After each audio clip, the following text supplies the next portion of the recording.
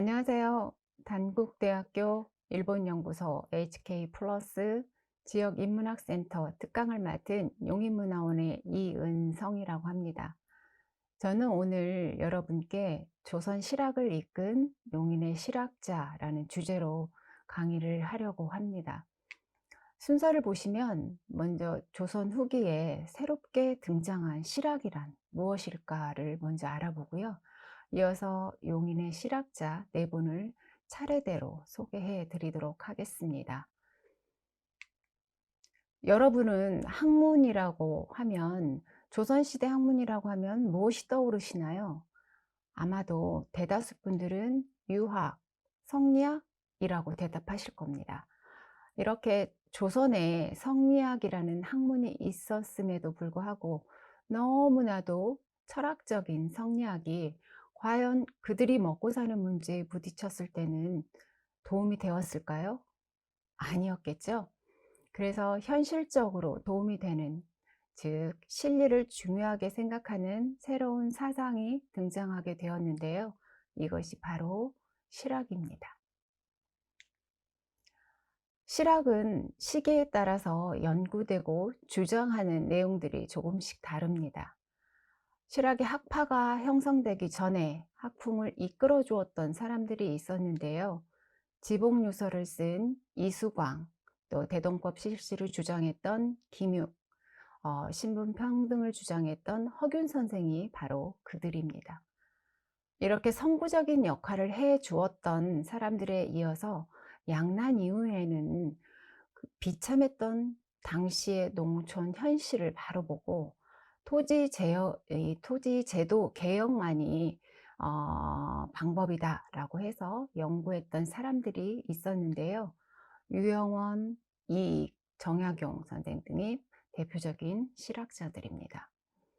그리고 기존 실학자들이 주로 문헌을 참조해서 개혁 방안을 연구를 했다면요. 18세기에 들어와서는 중국에 연행을 가서 직접 눈으로 본 그 선진 문물을 수용해서 우리도 생활에 유익하게 일용하려는 사람들이 있었는데요. 홍대현 선생이나 박지원, 박제가 등이 그러한 사람들입니다. 그리고 조선이 19세기가 되면은요, 학문을 연구하는 경향이 조금 바뀌게 됩니다. 금성문과 학문을 고증하는 고증학으로요. 고증학은 사실에 입각해서 옳음을 구하는 학문이어서 실사구시학이라고도 하는데요. 이 실사구시의 영향으로 우리의 국학을 연구하는 사람들도 많아지게 되면서 실학이 한층 더 발전하게 되었습니다. 그렇다면 실학의 방법을 연구하고 주장했던 조선 실학자들 가운데 용인의 실학자는 어떤 분야를 연구하였고 또 관심을 가졌었는지 한번 살펴보도록 하겠습니다. 용인의 대표적인 실학자입니다. 먼저 실학의 선구자인 교산 허균 선생이 있고요. 그리고 실학의 비조라 불리는 반계 유영원 선생, 그리고 실학의 실행가 또는 실천가라고 하는 번암 최재공 선생, 마지막으로 조선시대 천재 언어학자라 불리는 서파 유희 선생, 이렇게 네 분이 용인을 대표하는 실학자입니다. 그래서 오늘은 실학자로서 네 분을 소개해 드리도록 하겠습니다. 먼저 교산 허균 선생입니다. 여러분, 허균 하면 어떤 단어가 떠오르세요? 홍길동전을 지은 사람? 아니면 시대의 반항아? 그런데 요즘은 허균을 혁명적 사상가라고 생각하는 사람들이 많아졌습니다. 허균의 호는 보시다시피 여러 개가 있지만 특히 강릉 외가에 뒷산 이름을 따서 호를 삼은 교산이 많이 알려져 있죠. 선조에서 광해군 시기에 활동을 하면서 여러 지방관과 예조판서 등 이품의 품계까지도 올랐지만 그의 자유로운 사고방식 때문에 아주 여러 번의 파직을 당한 경험이 있습니다. 하지만 그렇다 할지라도 워낙 타고난 문장가였기 때문에 중국 사신이 오면 접대 종사관으로 여러 차례 맡기도 했습니다. 그런 그가 1613년에는 대북파가 일으킨 개축 옥사의 연루가 되었고, 이후에 임목대비를 패하는 패모론에 가담을 하게 되면서 결국에는 1618년에 능지처사를 당하게 됩니다. 허균의 가족관계를 잠시 살펴보겠습니다. 아버지는 초당 허엽 선생은 김효원과 같이 당시에 동인의 영수로 활동을 했고요. 부제학과 경기도 관찰사 등을 지냈습니다. 특히 동부승지로 재임하고 있을 때 경연에서 우리 용인의 조광조 선생님의 신원을 청하다가 파직된 경험이 있습니다. 첫 부인 청주한 씨와는 결혼을 했는데요. 이녀 일남을 두었지만 사망을 해서 두 번째 부인 강릉 김 씨와 재혼을 해서 허봉, 허난설원, 허균을 낳았습니다.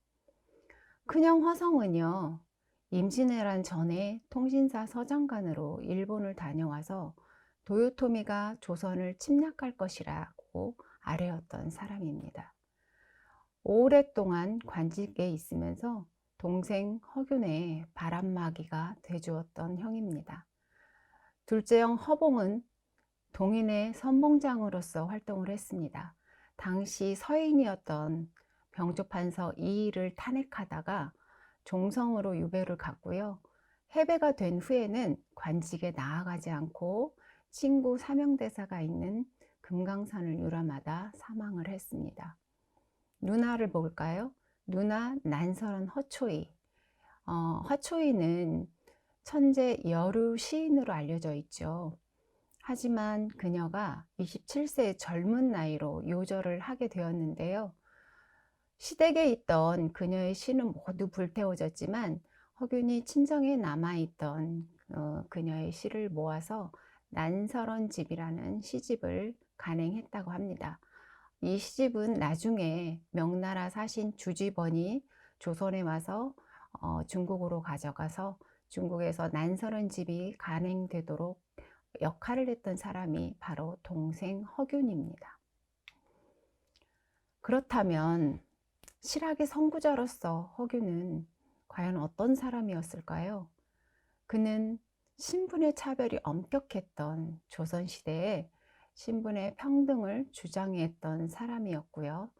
인간관계에서도 차별을 두지 않았던 개방적인 사람이었습니다. 그리고 허균이 영모로 잡히기 전날에 그거를 미리 알고서 딸 집으로 보내놓은 문집이 있었습니다. 성소 부부고가 다행히 현재까지 남아있어서 우리는 허균에 대해서 더 많이 알 수 있게 되어서 정말 다행이라고 생각을 합니다. 허균의 문집인 성소 부부고입니다. 성소는 허균의 호이죠. 가운데 부는 덮을 부라는 한자고요. 뒤에 부구라는 뜻은 항아리 뚜껑이라는 뜻이니까 항아리 뚜껑을 덮을 정도로 아주 하찮은 글이라는 뜻인데 그게 아니라는 것 여러분도 잘 아시죠? 겸사라고 옛날 사람들의 표현 방식이 이렇습니다. 허균이 과거 시험을 감독하던 때 조카와 조카 사이를 합격시켰다는 이유로 전라도 함열로 유배를 가서 거기에서 정리했던 문집입니다. 방금 말씀드린 성소 부부고 그 안에는요 12편의 논과 3편의 설이 있습니다. 그 부분에 호민론과 유죄론도 들어있는데요. 천하에 두려워해야 할 존재는 오직 백성뿐이다 라고 시작하는 호민론은 백성을 3가지 유형으로 나눴습니다. 위에서 시키는 대로만 하는 항민, 또 원망만 하는 원민, 그러나 이들과 달리 때가 되면 앞장서서 나가는 사람이 그게 바로 호민이라고 했습니다.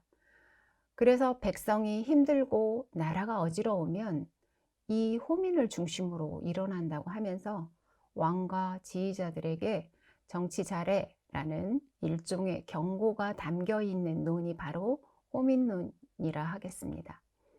또 유제론에서 유제라는 뜻은요, 인재를 버린다라는 뜻인데, 하늘이 인재를 냈는데도 신분이 낮다고 쓰지 않으면 능력 있는 인재를 버리는 것이다 라고 얘기를 합니다. 이렇게 당시에는 그야말로 파격적이고 혁명적이고 거침없는 허균의 생각들이 오롯이 담겨 있는 책이 있습니다. 바로 여러분이 아시는 홍길동전이 그 책입니다. 그 외에도 허균이 유배를 가 있으면서 예전에 먹었던 음식이 새록새록 생각이 났었나 봅니다. 그래서 그 음식을 생각하면서 썼던 책이 도문대작이라는 책입니다. 이 책은 17세기 당시 조선 팔도의 별미 음식을 알 수 있는 아주 훌륭한 자료가 된다고 하고요. 또 중국에서 몇천 권의 책을 들여왔는데 그 중에서 여러 자료 중에서 은둔과 한적 부분만 골라서 정리했던 책이 있습니다. 나중에 이 책은 실학자들이 농서 연구를 하는데 많은 영향을 주었다는 한정록도 있다는 거 말씀드립니다. 이처럼 허균은 몇백 년을 앞서서 평등한 세상을 지향했던 혁명가였지만 당시에는 역모를 꾀한 혐의로 받았고요. 상소를 올려 어필도 했지만 결국은 1618년 결함도 없이 급하게 능지처사되고 말았습니다. 묘소는 처인구 원사면 맹리에 있습니다. 허균이 처사를 당하니까 아버지는 이미 돌아가셨지만 역적 아들을 둔 죄로 관에서 다시 꺼내어져서 다시 한번 이 죽임을 당하는 부관참시를 당하게 되었고요. 허균 자신은 시신을 찾을 수 없었기 때문에 두 부인과 함께 초혼을 해서 무덤이 만들어졌습니다. 이 묘역에는요, 그래서 아버지와 두 형들의 묘소, 또 누나 난설원의 시비까지 있어서 이 묘역을 우리는 허씨 오 문장가 묘역이라고 부르고 있습니다. 다음은 실학의 비조라 불리는 반계 유영원 선생을 소개해 드리도록 하겠습니다. 비조의 비자는요, 한자로 코비자인데요. 이유는 태아가 엄마 뱃속에서 코가 가장 먼저 생긴다고 합니다. 그래서 비조라고 하면 어떠한 일을 가장 먼저 시작한 사람들을 지칭을 하는데, 유영원 선생이 실학에서는 바로 그러한 사람입니다. 선생이 2살 때 아버지가 광해군 모기와 관련해서 무고로 목에서 자결을 했습니다. 그렇기 때문에 외숙부와 고모부에게 교육을 받으며 성장을 했습니다. 15살이 됐을 때는요, 병자호란을 직접 겪기도 했고요. 20대 때는 고모부 김세렴이 함경도로 부임을 하게 되자 그곳에 따라가 그곳 백성들의 힘든 삶을 직접 보게 되었고요. 이래서는 안 되겠다. 조선사회도 제도개혁이 절실히 필요하다고 느끼게 되면서 구대조 사폐지가 있었던 그 부안으로 옮겨가 본격적으로 제도개혁을 연구하기 시작을 했습니다. 그리고 장장 19년에 걸쳐 연구했던 결과물이 바로 반계수록입니다. 이곳은 반계수록이 집필된 부안의 반계서당의 모습입니다. 반계에는요, 우반동 중앙을 흐르는 하천 이름을 따서 호를 삼은 것이고요. 수록이라는 글자는 생각날 때마다 수시로 적어둔 글이다, 이런 뜻인데요. 허균의 성소 부부고처럼 겸사라는 거 아시죠? 반계수록은 아주 체계가 일목요연한 정책서가 바로 반계수록입니다. 반계수록의 내용을 한번 살펴볼 건데요. 크게 반계수록은 본편과 속편, 보유편으로 구성이 되어 있습니다. 본편은 다시 6부문으로 나눠져 있는데요. 특히 토지제를 다뤘던 전제는요, 수록 전체의 3분의 1이나 되는 부분을 차지할 정도로 선생이 얼마나 토지제도를 중요하게 생각을 했는지 알 수 있는 부분입니다. 교선 부분에서는요, 과거제 대신에 추천을 하는 공거제를 제시하기도 했고요. 또 서리에게 봉급을 주지 않아서 부정부패가 생기는 거야 라는 얘기를 하면서 서리에게 봉급을 주지 않은 내용도 녹제 부분에 들어 있습니다. 또 하나는 여러분들이 좀 눈여겨볼 부분인데요. 9년제를 다룬 보유편에서요. 상공업 발달을 위해서는요. 수원 읍지를 수원 화산에서 8달산 아래로 옮길 것을 제시를 했습니다. 그곳이 지금의 수원 화성이라는 걸 말씀을 드리는데요. 그 옛날에 어떻게 유영원 선생이 그걸 알았는지 참 신기할 따름입니다. 그래서 정조임금도요, 반개수록을 읽어보고 100년 전 인물이 현재 일을 마치 촛불을 밝혀 꿰뚫어 보는 듯 하다라고 감탄을 하면서 성균관 죄주로 추증을 했다고도 합니다. 반개수록의 이 모든 내용이 중요하겠죠. 그렇지만 토지제도에 대해서 조금 더 살펴보면 이렇습니다. 선생의 토지제도는 경자유전의 원칙에 의해서 먼저 자영농을 육성하는 것이 목표이기 때문에 전국의 토지를 국유화를 한 다음에 농민 장정 한 사람당, 그러니까 한 가구당 1경씩 고르게 나눠주자는 건데요. 1경은 40두락, 1두락은요 벽시 한 마를 뿌릴 수 있는 면적이면서 논 200평 정도, 그 정도 된다고 합니다. 그러니까 지금으로 말하면 40마지기 약 8,000평 정도 되는 면적입니다. 40두락을 기준으로 한 이유가 무엇이었을까요? 그 이유는 장정 한 사람이 경작 가능한 면적이라고 하는데요. 그렇게 되면 최저 생활도 보장이 되지만 백성들이 세금도 일정하게 내니까 나라도 일정하게 세금을 거둘 수 있어서 국가 재정도 안정된다는 그런 생각입니다. 이러한 유영원 선생의 이 토지제도는요, 나중에 성우 이익 선생이나 정약용 선생 등의 중농주의 실학자들에게 많은 영향을 주었던 개혁 사상입니다. 반개수록이 세상에 나오기까지는 아주 오랜 시간이 걸렸습니다. 처음에는 선생님이 이 북인 계열의 학자였기 때문에 주목을 받지 못했겠죠. 그래서 너무나 괜찮은 개혁 아니었기 때문에 나중에라도 정파를 떠나서 여러 사람이 정책에 반영할 것을 청했다고 합니다. 숙종 때는 배상효와 노사효가 상소를 올렸고요. 영조 때는 제자였던 승지 양득중이 경연에서 왕에게 실사구시를 아뢰면서 반개수록을 추천했다고도 하고요.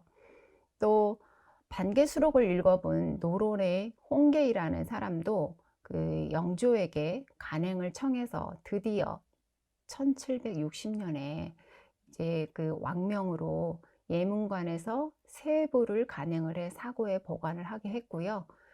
1770년에는 경상 가명에서 간행되어서 널리 배포되게 되었습니다. 선생이 수록을 집필을 하고요. 3년 후에 돌아가셨네요. 거의 그러니까 100년 후에 비로소 세상에 알려지게 된 반개수록입니다. 묘소는 백안면 석청리 정배산 자락에 모셔져 계시고요. 사진에서 보시듯이 오른쪽 위는 아버지 묘소예요. 바로 보이는 그쪽이 이제 유영원 선생 묘소입니다. 묘소 앞에 있는 비석 보이시죠? 그 비석의 글은 홍계이가 지었고요. 반개수록이 간행됐던 1770년에는 통정대부 호조참의 겸 세자 시강원 찬선으로 증직이 되었다고도 합니다. 세 번째는 용인의 실학자 번암 최재공 선생입니다. 최재공 선생은 영조와 정조 시대의 문신이면서 실학을 실제로 실행시켰던 실행가입니다. 학맥으로는 퇴계 이황과 성호 이익을 잇는 남인 계열입니다. 사도세자와 정조의 스승이기도 했던 최재공 선생이 영조의 그 도승지로 근무할 적에 왕 영조가 내린 세자 폐위 비만기를 목숨을 걸고 철회시켰다는 일화가 있습니다. 하지만 모친의 3년상으로 잠시 관직에서 물러나 있던 1762년에 그 해가 이모년인데요. 그 이모년에 결국은 사도세자가 뒤주에서 갇혀 사망하는 이모화변이 일어나게 됩니다. 이후에 정조 때는 선생이 우의정의 특채가 되었고요. 2년 후에는 또 좌의정, 그리고 3년 후에는 영의정까지 올랐던 분입니다. 최재공 선생에게 영조와 정조 임금은 뗄래야 뗄 수 없는 그런 관계였습니다. 탕평책을 펼쳤던 영조에게는 정말 그 시기에 사심없이 영조를 도와줬고 믿음직한 신하였던 최재공 선생이었고요. 정조에게는 정조의 개혁 정치를 충심으로 도왔던 정치 파트너가 바로 최재공 선생입니다. 이처럼 정치 파트너로서 최재공 선생의 주요 행적을 보시면요. 사도세자 무덤을요. 양주에서 수원 화산으로 옮겨서 이 혈룡원을 조성을 하고요. 그 다음에 또 영의정이 되어서는요. 사도세자 죽음에 관련된 사람들의 처벌을 요구하는 상소를 올려서 사도세자 복권 문제를 제기하기도 했습니다. 또 금난 정권을 폐지하는 신해통공을 주도하기도 했고요. 화성성역의 총책임자로서 수원 화성을 완공시켰던 그런 분입니다. 저는 개인적으로 정치 파트너로서 최재공 선생을 가장 잘 나타내 주는 것 중에 하나가 바로 신해통공이라고 생각을 합니다. 신해통공은 선생이 좌의정으로 재직을 하던 1791년에 시행이 되었는데요. 예전에 청나라로 사은사로 갔다가 이 청의 상업이 발달된 모습을 본 후에 조선으로 돌아와 우리도 상업의 진흥 방안을 쭉 구상해 오셨다고 해요. 그러다가 1791년에 드디어 상소를 올려서 시행이 됐습니다.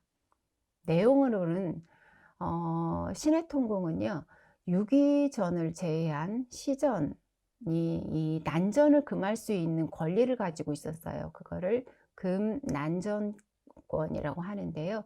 그 금난전권을 폐지하자는 내용입니다.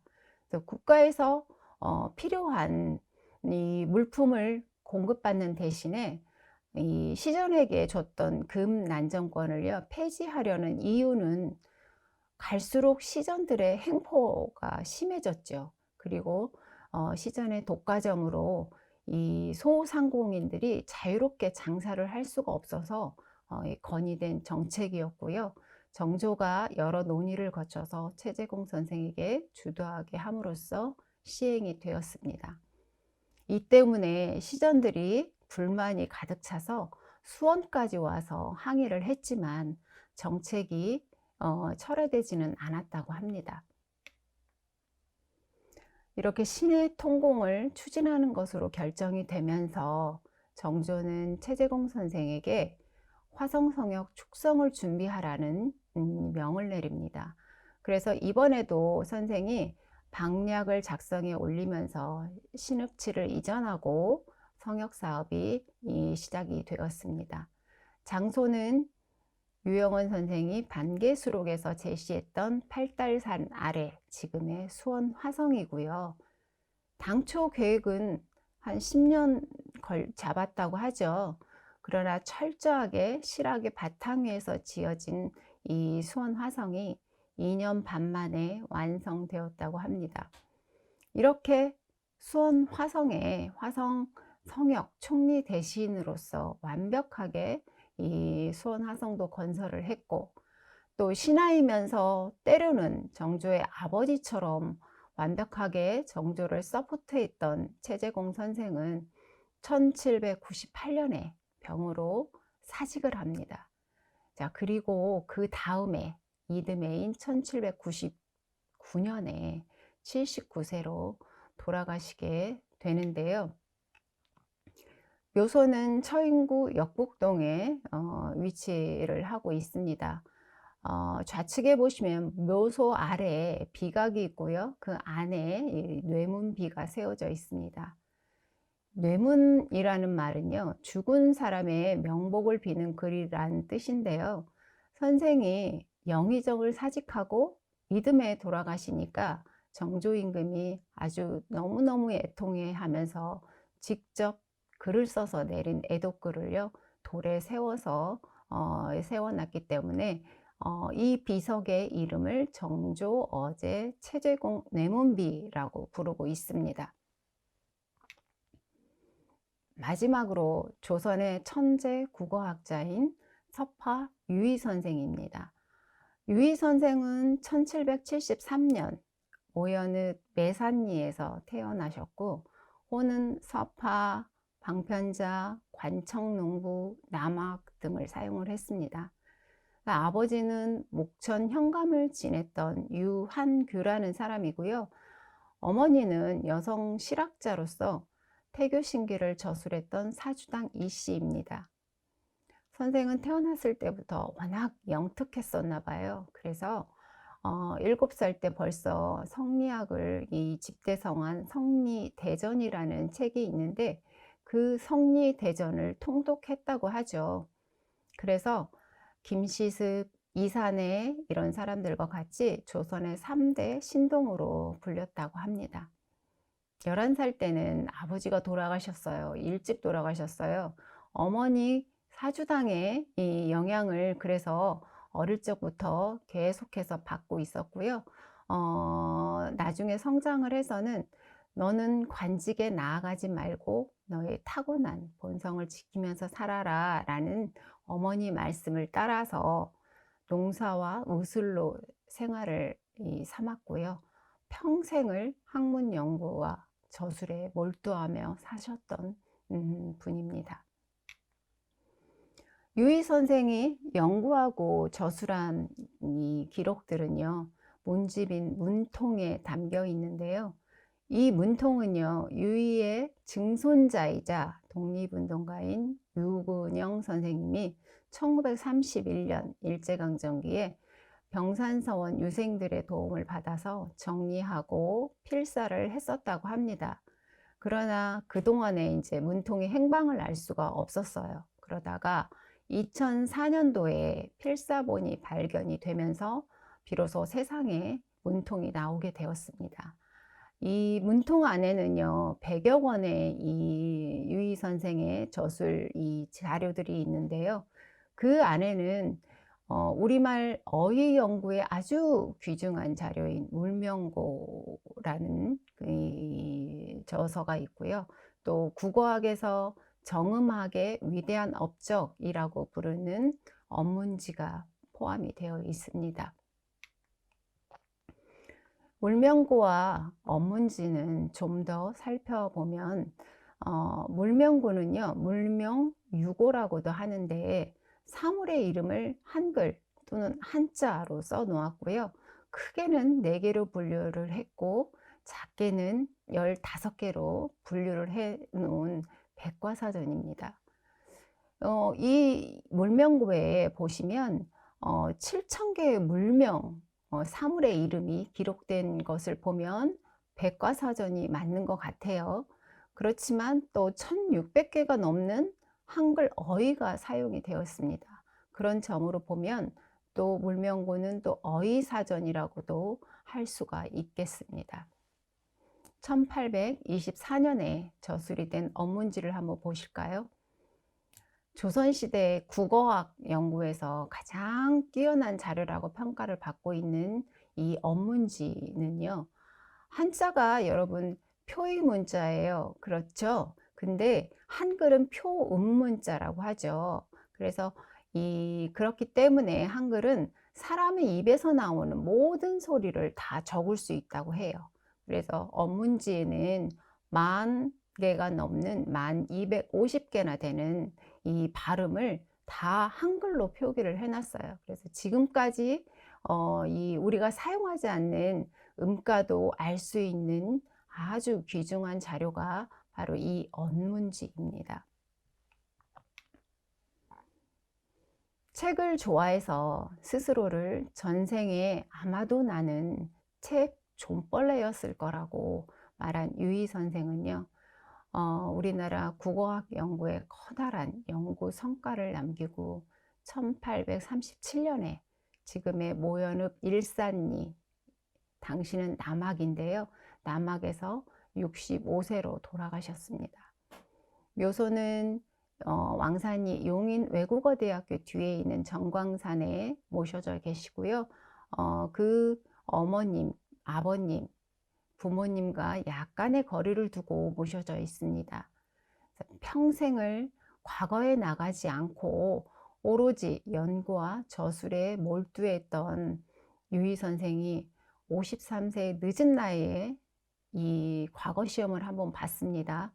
누나의 간곡한 부탁에 못 이겨서 본 과거 시험에서 생원으로 입격을 했는데 이 비석에는 성균 진사로 되어 있습니다. 아마도 선생님이 이 글을 너무너무 이제 잘 쓰셨기 때문에 혹자는 성기 진사 시험을 봤을 것이다 라고 생각을 해서 그렇게 이 비석에 새겨 놓은 게 아닌가라는 생각을 합니다. 지금까지 우리 용인의 대표적인 실학자 4분을 소개를 해 드렸습니다. 실학의 선구자 교산 허균 선생, 또 실학의 비조인 반계 유영원 선생, 실행가이자 실천가인 번암 최재공 선생, 마지막으로 조선의 국어 연구에 빼놓을 수 없는 이 서파 유희 선생까지 소개를 해 드렸습니다. 이처럼 조선시대에 이 실학이 등장을 해서 서서히 발전되어 가는 중요한 시기마다 우리 용인의 실학자분들이 계셨다는 것을 다시 한번 말씀을 드리면서 왕조시대와는 달리 지금은 여러분들이 제안한 의견이 정책에 반영될 수 있는, 정책이 될 수 있는 그런 시대이니만큼 여러분도 정책 제안자가 되어서 용인의 신실학자가 되어 보시면 어떨까라는 생각을 해 보았습니다. 여러분, 오늘 강의는 이것으로 마치도록 하겠습니다. 강의를 끝까지 들어주셔서 감사합니다.